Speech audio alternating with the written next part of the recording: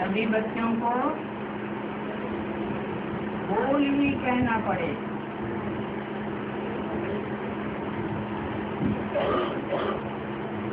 क्योंकि बच्चे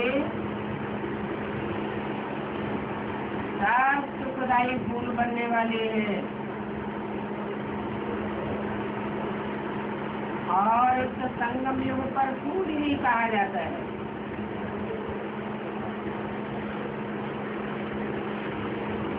ये गार्डन है अल्लाह का, उसमें फूलों की वैरायटी है।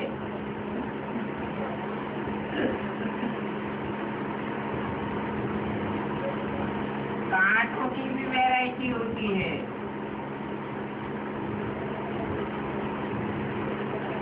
लेकिन फूल कैसे बनते हैं?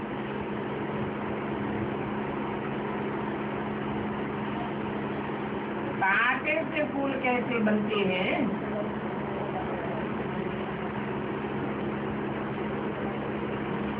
बस इससे पावन बनते हैं तो फूल बनते हैं,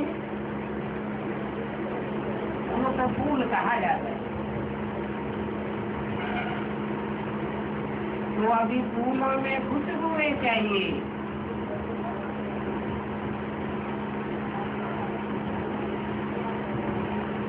गुणों की खुशबुएं हैं जो कि ये चैतन्य फूल है, इनमें खुशबुएं हैं। जबकि आज की यात्रा में है और ज्ञान है, जितना याद और ज्ञान है उतना ही फूल भासेगा और ज्ञान की खुशबुएं आवेगी।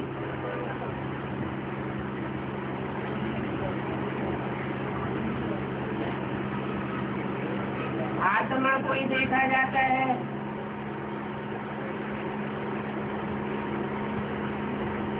ये आत्मा ही अभी कांटों से फूल बन रही है।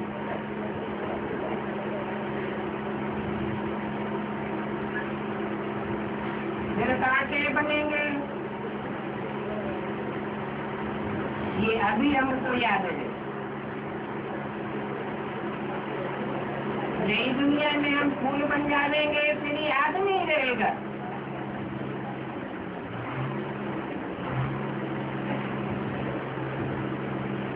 वहाँ तो आगे और पीछे का कुछ भी याद नहीं है।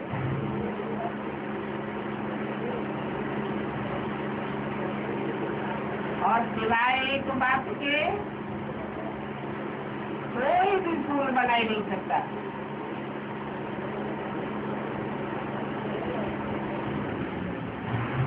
कांटों से फूल बनाना एक ही बाप का काम है।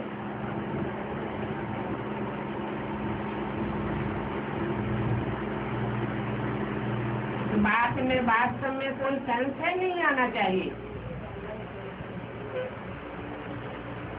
परंतु माया इतनी प्रबल है जो संशय ला देती है।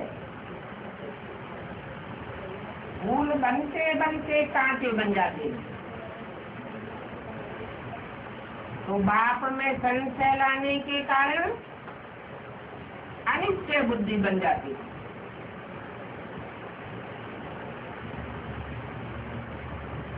आपको मालूम है कि वेद के दो बाप हैं, आत्माओं का बाप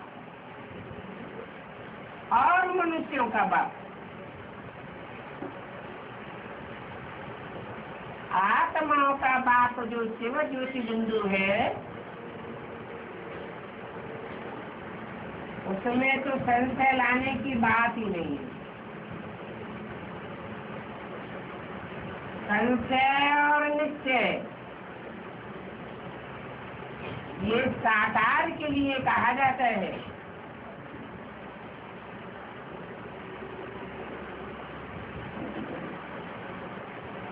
और वो निराकार बाप साकार में आया हुआ है, मुकर्रर रस में आया हुआ है। इस बात पर पक्का निश्चय है तो निश्चय बुद्धि। माया निश्चय को उड़ाई देती है तो अनिश्चय बुद्धि। मनसा में माया तूफान लाती है ना,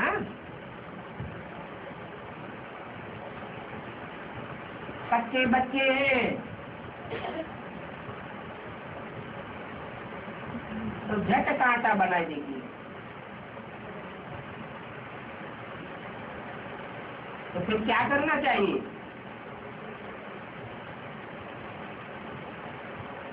कांटेपन की बदबूए ना आवे, इसके लिए क्या उपाय है? एक ही उपाय है,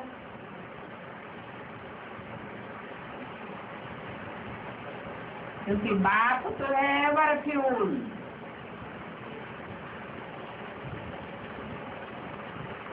और वह बाप कांटा नहीं बनता है।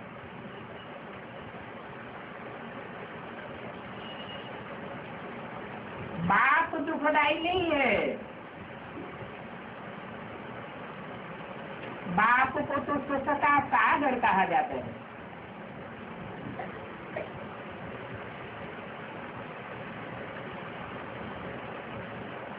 ये जो दादा है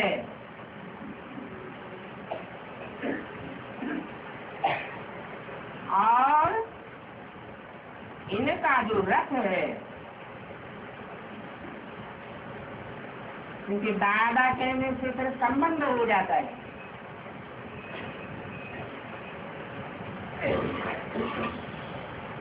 रथ है ना,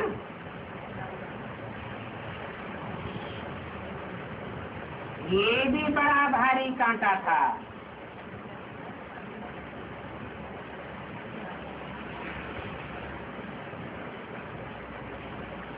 यह भी अभी फूल बन रहे हैं।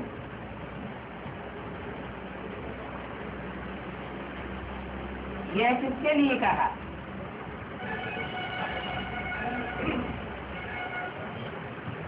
यह कह के बाजू वाले की तरफ इशारा किया ना,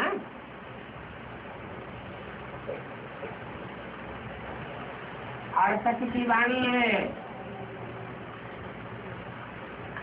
तो किसके लिए इशारा किया? ब्रह्मा बाबा के लिए कांटा बताते समय भी शब्द भी लगा दिए। क्या बोला? यह भी बड़ा कांटा था। He also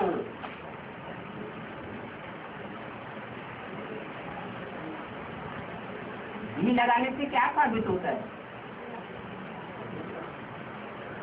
ये तुम भी नंबरदार बड़े कांटे थे, परंतु ये भी बड़ा कांटा था। और ये अभी फूल बन रहा है। कौन? ये ब्रह्मा भी फूल बन रहा है, बना नहीं है। कोई तो बुद्धि में बैठा हो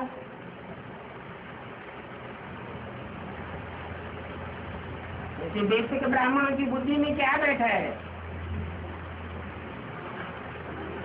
कि ब्रह्मा की सोल फूल बन गई है या अभी भी कांटा है। वो तो कहेंगे फूल बन गया और तुम कहेंगे अभी भी फूल बन रहा है।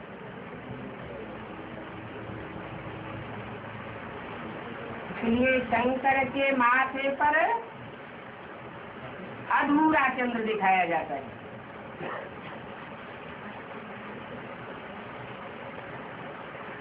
फूल बन रहा है माना कुछ न कुछ बुद्धि भटकती रहती है। बुद्धि भटकती रहती है तो मोह में जाती है, फिर सूक्ष्म शरीर धारण करती है। बीज रूप स्टेज में आते आते फिर सूक्ष्म बन पड़ता है।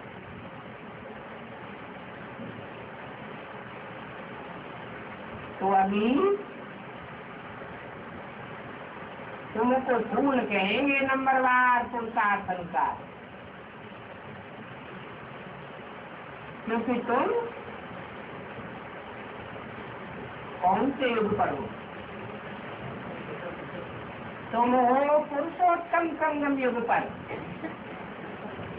तुम्हें पुरुष स्वरूप जो आत्माएं हैं उन पुरुषार्थी आत्माओं के बीच में पुरुषोत्तम बनने वाला कौन है? ये निश्चयात्मक बुद्धि से ज्ञान हो गया है।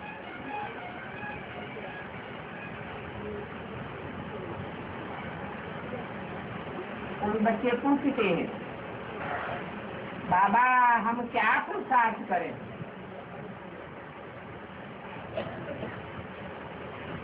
बाप कहते हैं निरंतर याद में टिकने का ही रोला है। क्या पुरुषार्थ करें? निरंतर याद में टिके। अतिरिक्त याद नहीं करते हो क्योंकि अपन को पक्का आत्मा नहीं समझते।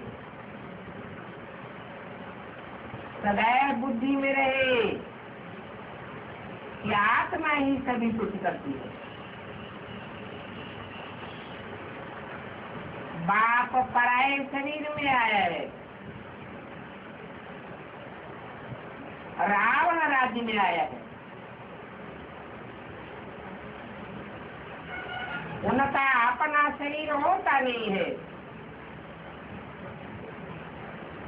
और उनका नाम सदैव शिव है।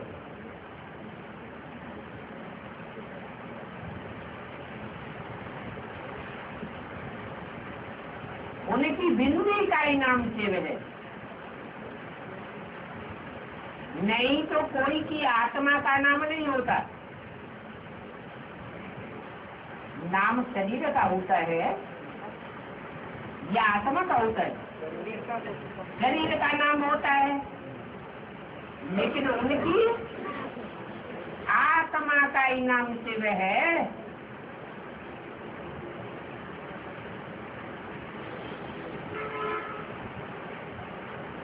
इनका अपना नाम है।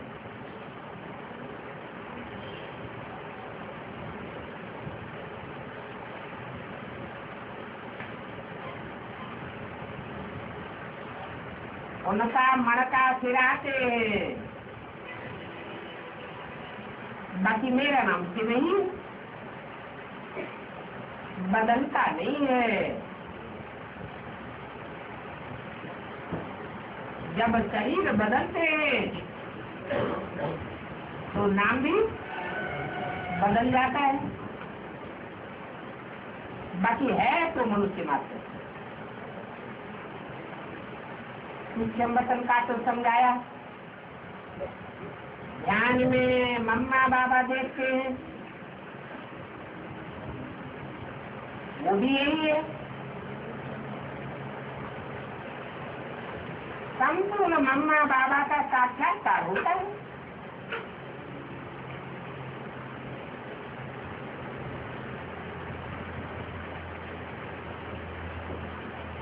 साक्षात्कार इसलिए होता है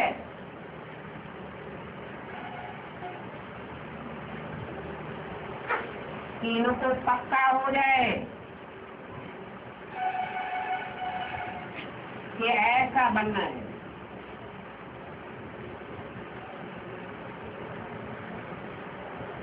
संपूर्ण मम्मा बाबा जैसा, और तुमको भी ऐसा बनना है।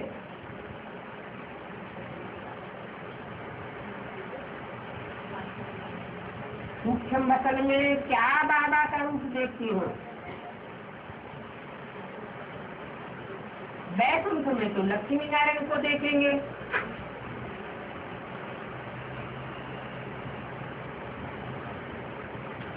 तो ऐसा पवित्र बनना है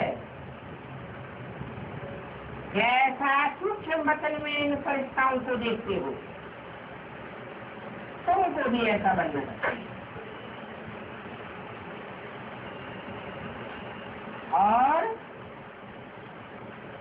फरिश्ता मूत्र कहा जाता है जिनका देह और देह के संबंधियों से कोई रिश्ता नहीं रह जाता।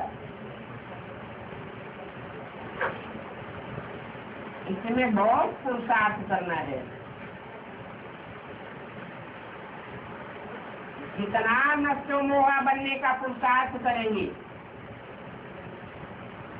उतना ही तुम्हारी खुशी का पारा चढ़ता जाएगा।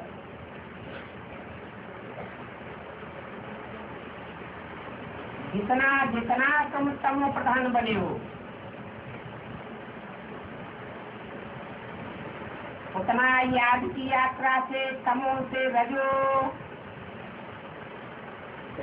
और रजो से सतो सामान्य फिर सतो बन जाएंगे और यात्रा से ही बनेंगे। कल्प कल्प तुम बनते हो।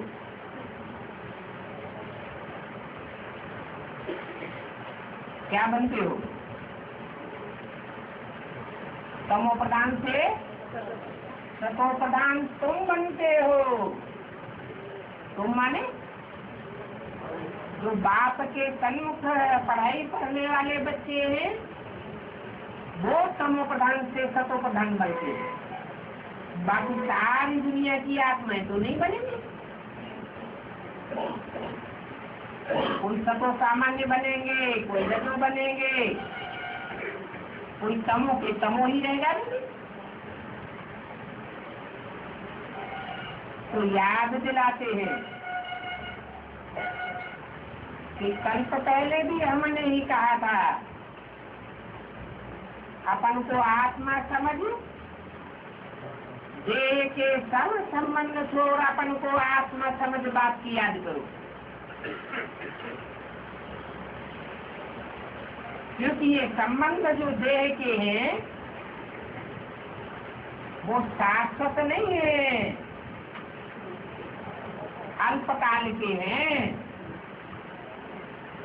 और तमो प्रधान दुनिया के दुख देने वाले संबंध हैं।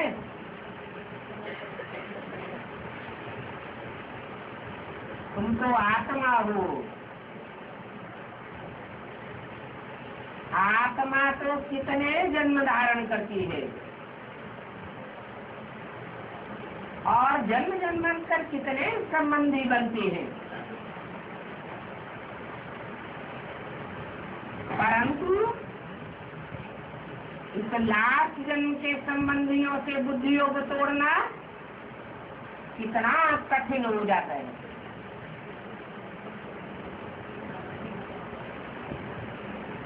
तो अभी भी कहता हूँ और कलप कलप भी तुमको याद दिलाता रहता हूँ। अभी इस अंतिम जन्म में ऊंच पद पाने के लिए पुरुषार्थ करना है और अच्छी बात के लिए हमेशा मनुष्य पुरुषार्थ करते हैं। इतना याद करते हैं, पढ़ाई पढ़ते हैं। और ये ईश्वरीय पढ़ाई तो बहुत सहज है।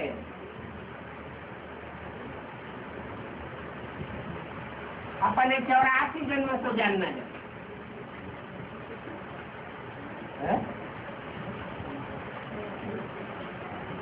कितने साल हो गए? 70 साल हो गए। पढ़ाई बहुत सहज है।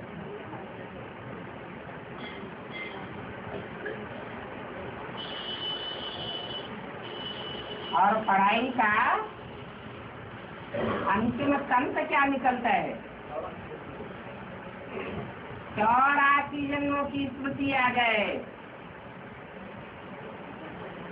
तब कहेंगे कि आत्मा बने।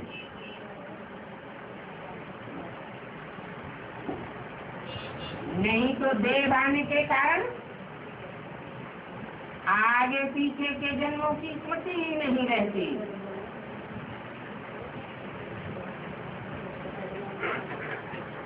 आत्माओं का बाप जो शिव बाप है,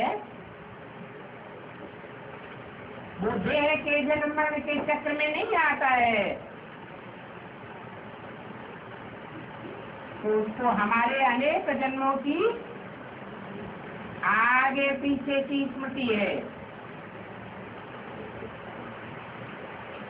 हमारे अनेक जन्मों का राज बाप आकर के बताते हैं और हम भूल जाते हैं। क्यों भूल जाते?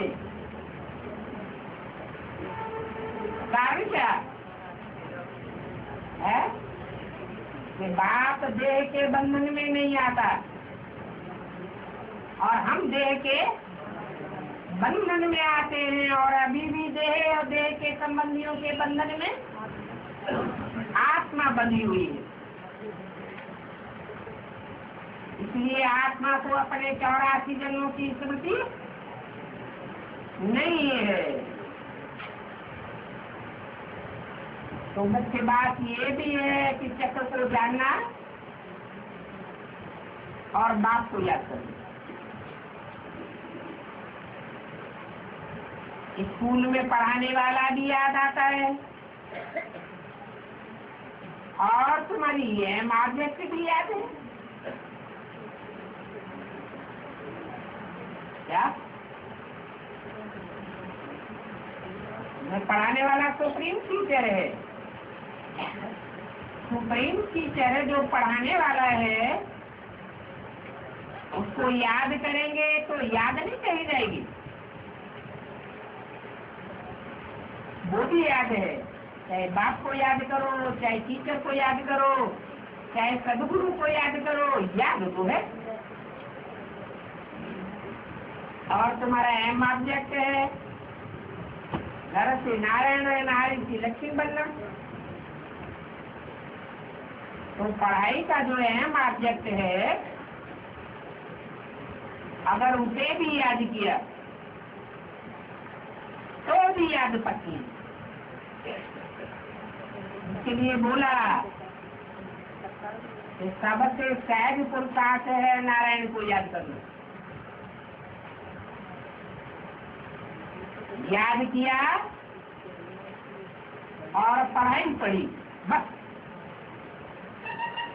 और कुछ भी याद नहीं करना है।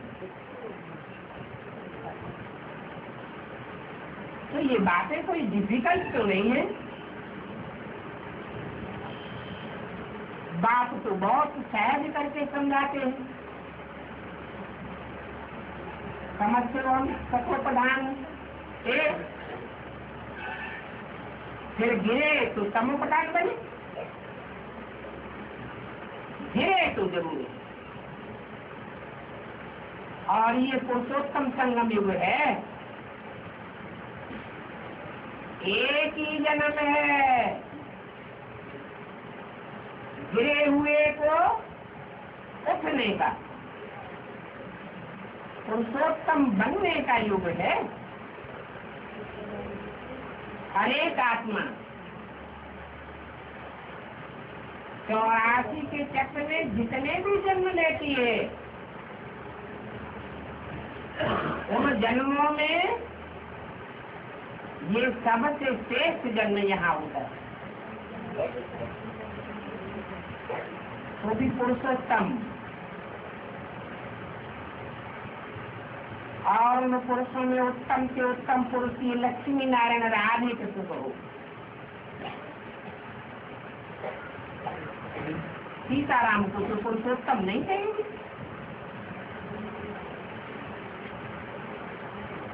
क्या फर्क है सीताराम और लक्ष्मी नारायण में?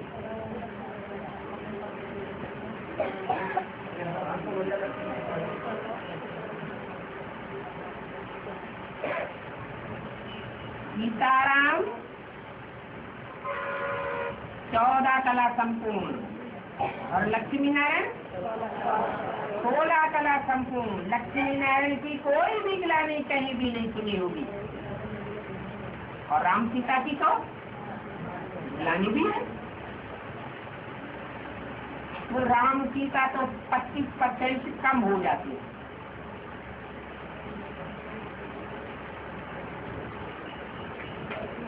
तो तुम्हारा एम ऑब्जेक्ट क्या है? राम सीता बनने का एम ऑब्जेक्ट है या लक्ष्मी नारायण बनने का एम ऑब्जेक्ट? तुम तो जरूर ऊंचे से ऊंचे पुरुषार्थ करेंगे, बुद्धि में रहेगा हम तो पक्का पक्का स्वर्ग में जाएंगे, स्वयं ही स्वर्ग में नहीं जाएंगे, जावे तो पक्के स्वर्ग में जावे। बाबा के बच्चे बने हैं तो बाबा के द्वारा जो नई दुनिया स्थापन होती है उसमें जावे। कौन सी दुनिया स्थापन होती है बाबा के द्वारा? सतयुग।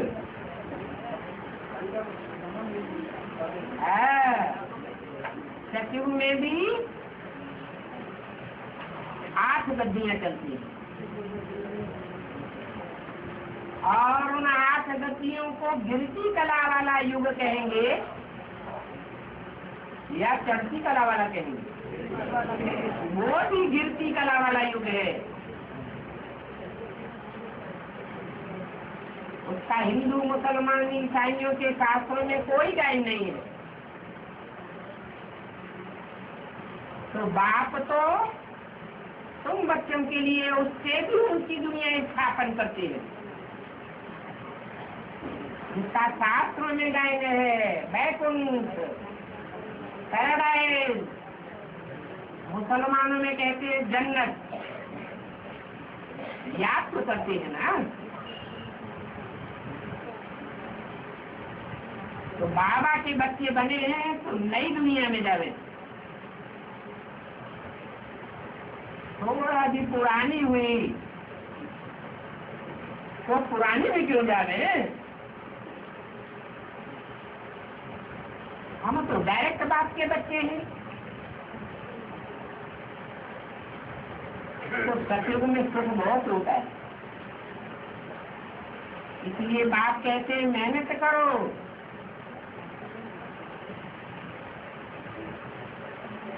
ये है वही पुरुषोत्तम संगम युग। और गीता है आज सनातन देवी देवता धर्म का शास्त्र।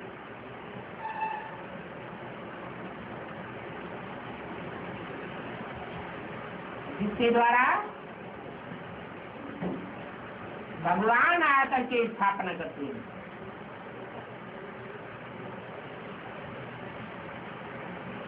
और गीता में ही ये अक्षर है मनमना भव।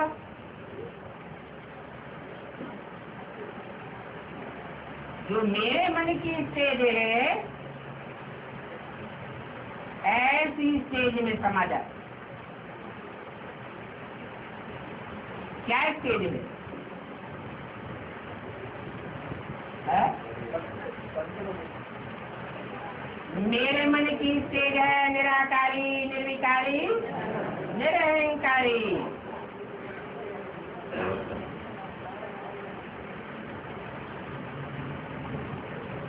ऐसी स्टेज में जो समा जाएंगे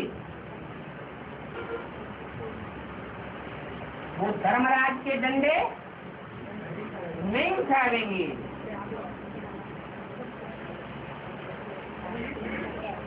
ये है ऊंच से ऊंच स्वर्ग।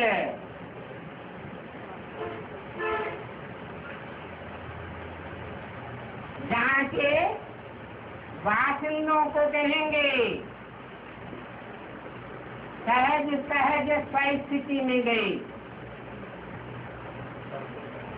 धर्मराज के डंडे खाकर नहीं जाते। ऐसा सहज राजयोग सीख करके सहज राजयोगी बनना है।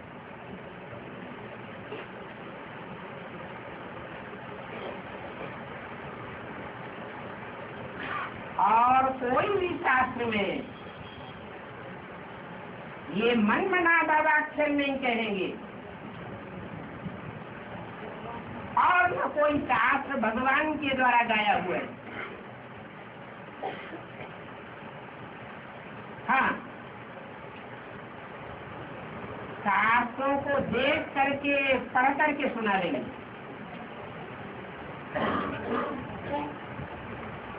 कि कृष्ण भगवान वाद माँ बेकम याद करो।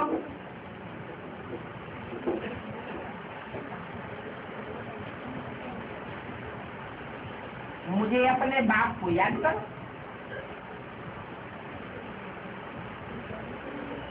तो कृष्ण तो बच्चा है, फिर बाप को याद करो ये कैसे साबित हो? जरूर कोई रोला है। अरे कृष्ण को बाप थोड़ा ही कहेंगे।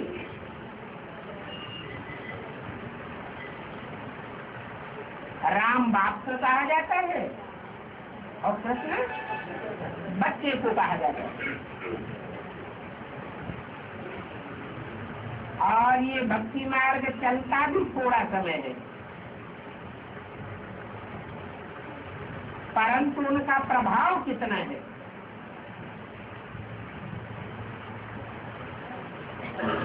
बच्चे ये बात समझते भी हैं।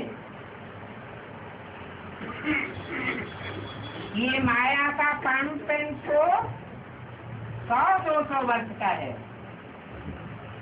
थोड़े समय का है, परंतु फिर भी माया बड़ी दुस्तर है।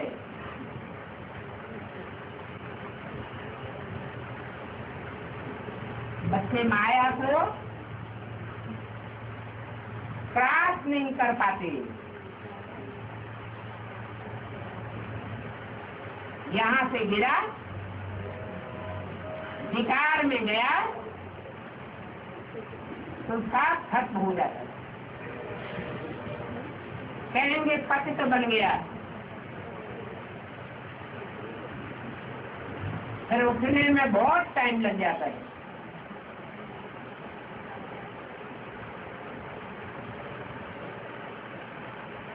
कमाई बड़ी भारी है।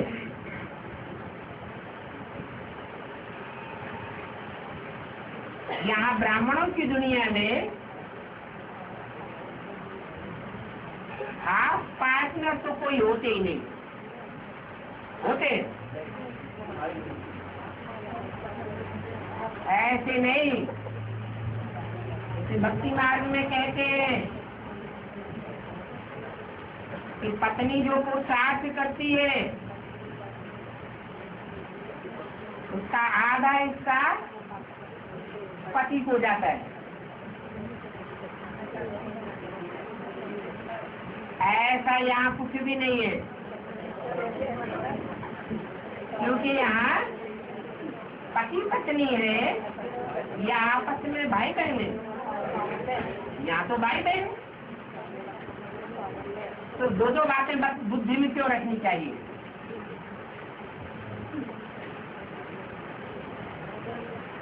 पक्का कर देना चाहिए हम तो एक प्रजापिता ब्रह्मा के बच्चे आपस में भाई बहन हैं, तो हाफ पार्टनर कहेगा।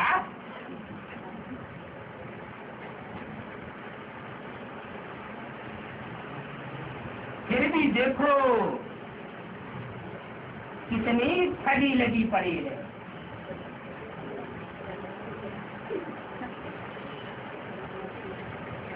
भगवान बाप को भी ठगते रहते हैं,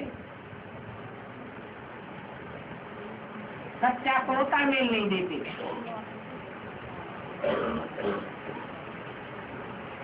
ये बाप तो कहते हैं हरे बच्चे को अपना पूरा पुरुषार्थ करना है और मार्ग के अनुसार ही पास होंगे। एक बार पास हो गए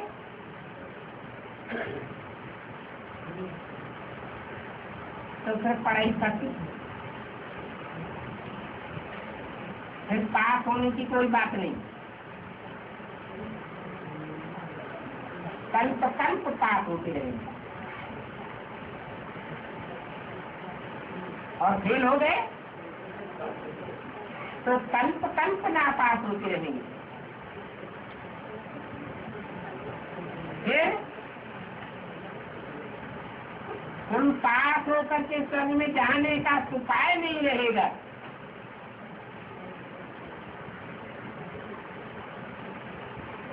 तो बाप कितना प्यार से बैठ समझाती है।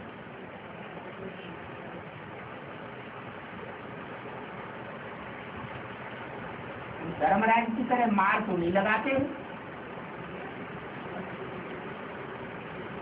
सिर्फ समझाते हैं कि अपना जीवन देवता जैसा बनाना है। बनाना नहीं है सिर्फ देवता जैसा, बल्कि देवता बनना है। कहा इसी संगम युग में, इसी जीवन में देवता बनना है। इन्हें कृष्ण जैसा 16 कला संपूर्ण बनना है ना, इसका नाम ही है गीता पाठशाला।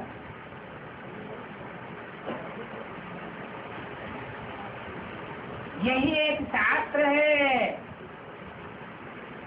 जिसके नाम पर गीता पाठशाला कहा जाता है या गीता मंदिर कहा जाता है। यादगार में आज भी सारे भारत में गीता मंदिर बने हुए हैं।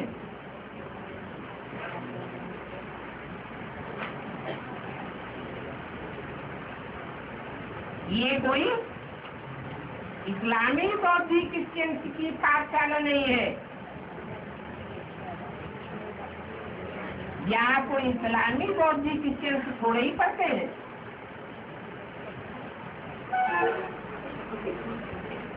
जो उनकी पाठशाला नहीं है, वहाँ कोई गीता का पाठ पढ़ाया जाता है क्या? तेज वाली अब तक की वाणी का दूसरा पेश, उनका तो एम ऑब्जेक्ट ही नहीं है क्या?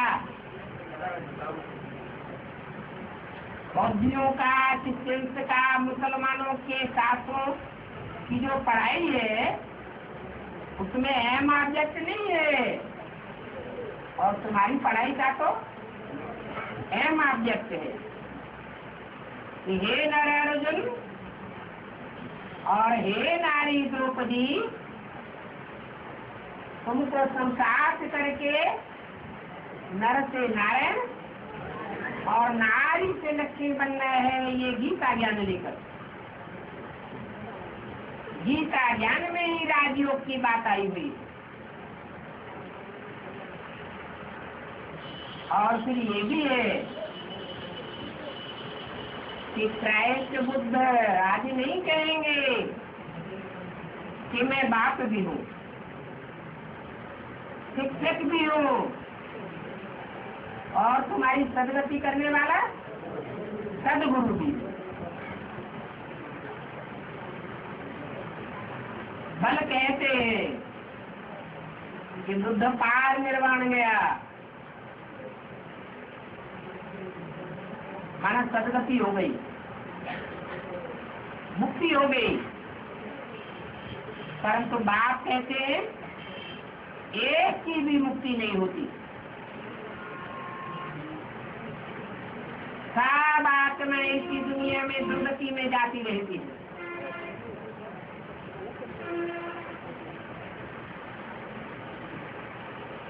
वो तो किसी को शिक्षा नहीं देते गति सदगति की।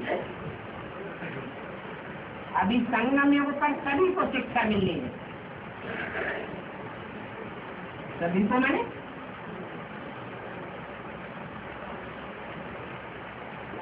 गति माने मुक्ति की, और सदगति माने जीवन में रहते हुए दुखों से मुक्ति की शिक्षा सभी धर्म वालों को मिलनी है, भले एक जन्म की सदगति क्यों न हो। हिसाब किताब सभी को चुप करके घर चलना है। ऐसे भी नहीं है कि जो त्रेता में आने वाले हैं वो सब सतयुग में आ गए। नहीं, त्रेता में आने वाले सब सतयुग में नहीं आवेंगे, बहुत थोड़े हैं जो सतयुग में आवेंगे, फिर त्रेता में भी जावेंगे। परंतु त्रेता की संख्या तो सतयुग की जनसंख्या से 5 गुनी ज्यादा हो जाती है। वृद्धि होने के लिए हर युग में आत्माएं ऊपर से नीचे ज्यादा से ज्यादा रोशों में आती रहती है। सतयुग से कई गुनी त्रेता में उतरती है, फिर त्रेता से कई गुनी द्वापर में उतरती हैं, फिर द्वापर से कई गुनी आत्माएं कलयुग में उतरती है। बहुत वृद्धि होती रहती है। हाँ, जो भी ऊपर से आते हैं पहले पहले जन्म में, उन सब आत्माओं को बेहद के बाप से बेहद का स्वर्ग का वर्षा मिलता है। क्या बात है? एक जन्म स्वस्थिति का वर्षा सबको मिलता है।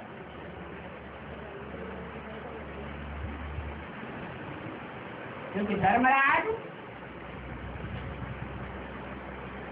दंड देकर सबके देहभान को यही खलास कर देता है।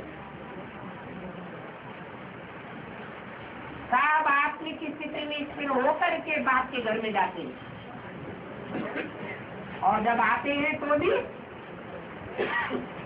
देहभान में आते हैं या आत्मा का अभिमान में आते हैं, आत्माभिमानी बनकर के आते हैं। फिर बाद में संग का रंग भले लगे। स्वर्ग नई दुनिया को कहा जाता है और नर्क पुरानी दुनिया को कहा जाता है।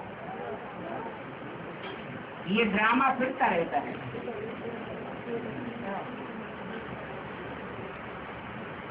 ये बच्चे जानते हैं कि हमने अनेक बार चक्कर लगाया है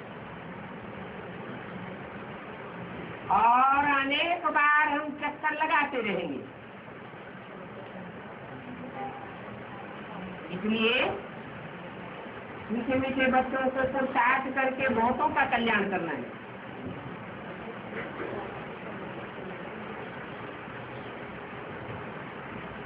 तुम बच्चे ही बहुतों का कल्याण करेंगे जो पूरा चक्कर लगाते हैं, और आत्मा इतना कल्याण नहीं कर सकेंगी। तुम बच्चे फील करते हो, उस बात को नहीं जानते उनको आसन, नास्तिक, निर्धन का कहा जाता है। ये बात बरोबर सच्ची है। बाप के ऑक्यूपेशन को सिवाय तुम्हारे और कोई नहीं जानता।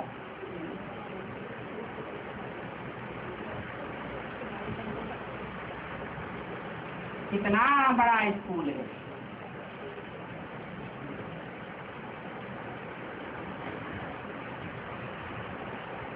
क्या है बाप का ऑक्यूपेशन? बाप का धंधा क्या है? पतितों को पावन बनाना, पतित दुनिया को भी पावन बनाना। तो देखो कितना बड़ा स्कूल है।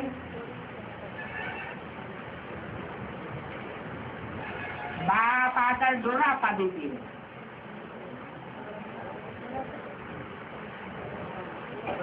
तुम कितने पूजी थे।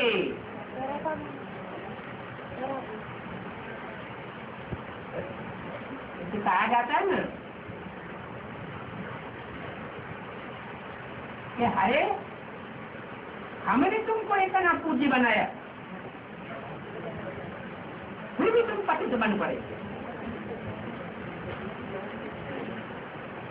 बोला है ना, दुरापा माने उलाहना देते हैं। तुम पूज्य थे, फिर पुजारी बन गए। अपन को तुमने अपने आप से मात मारी और विषय सागर में गिर पड़े। इसको कहा जाता है भूल भुलैया का खेल।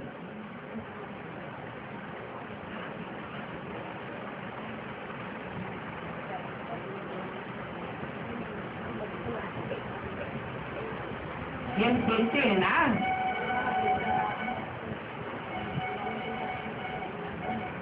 मेज बनाते हैं, जहाँ जाओ माथा टेकना।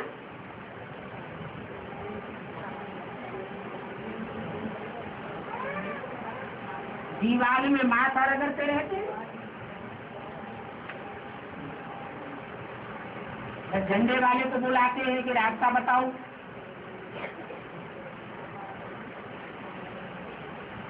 तुम बच्चों को तो विकारों से 3 कोस दूर भागना चाहिए।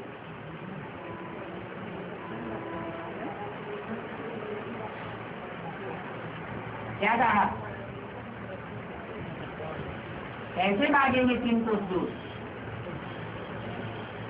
है?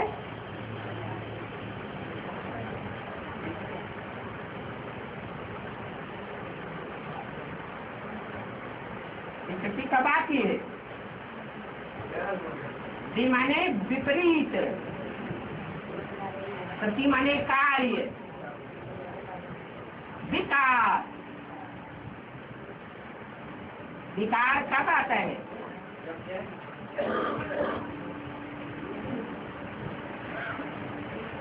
विकार से दूर रहने के लिए सन्यासियों ने क्या किया?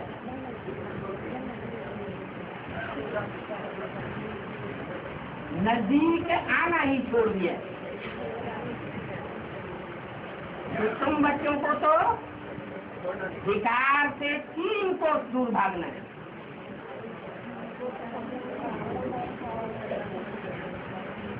बुद्धि विकार से दूर ही रहे।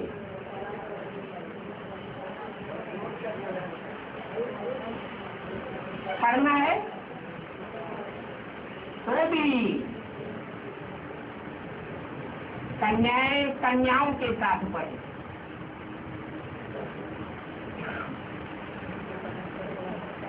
आज की पढ़ाई में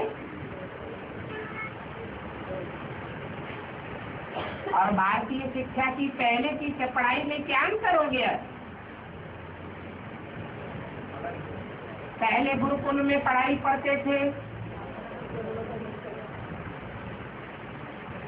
तो कन्याएं अलग पढ़ती थी और कुमार अलग पढ़ते थे। विकार की कोई बात नहीं आती थी। और अभी विदेशियों और विधर्मियों का ऐसा प्रभाव पड़ा कि हर एक गांव-गांव में, शहर-शहर में, कस्बे-कस्बे में भारत के अंदर छह शिक्षा चलाई गई। उससे विकार बढ़ेंगे या घटेंगे? इसलिए बोला वो पढ़ाई है डागली पढ़ाई। डागली पढ़ाई अर्थात कुत्ता कुतिया बनाने वाली पढ़ाई।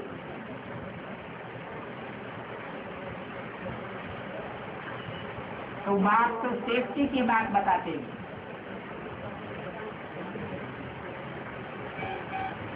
यहाँ भी बेसिक नॉलेज में और एडवांस नॉलेज में कितना फर्क होता जाता है।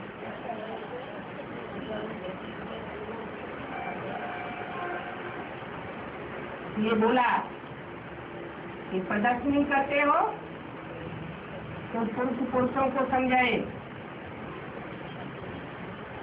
माताएं कन्याएं माताओं कन्याओं को समझाएं।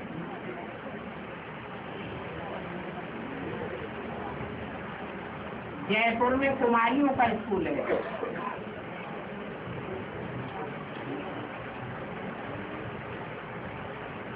कहाँ का मिसाल दिया?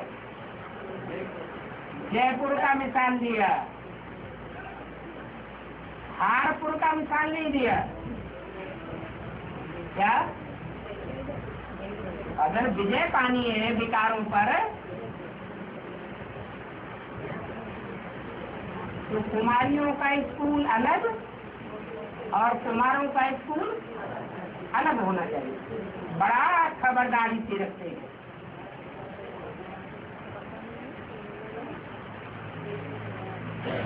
परंतु बाप कहते हैं पहले तो ये प्रैक्टिस पक्की करनी है कि हम आत्मा हैं, हम बाप की संतान हैं।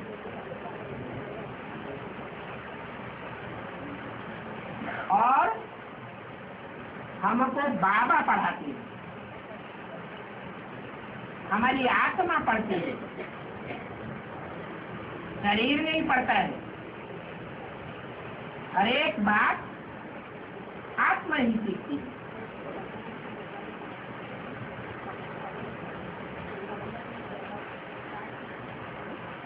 बूढ़ा आत्मा ही बनती है। शरीर के द्वारा कहा जाता है बूढ़ा। आत्मा तमो प्रधान बनती है, फिर सतो प्रधान की आत्मा बनती है। आत्मा नहीं शरीर की है। आत्मा कहती है हम ये फलाना शरीर छोड़ करके दूसरा लेंगे। ऐसी अगर अंत में स्मृति आती है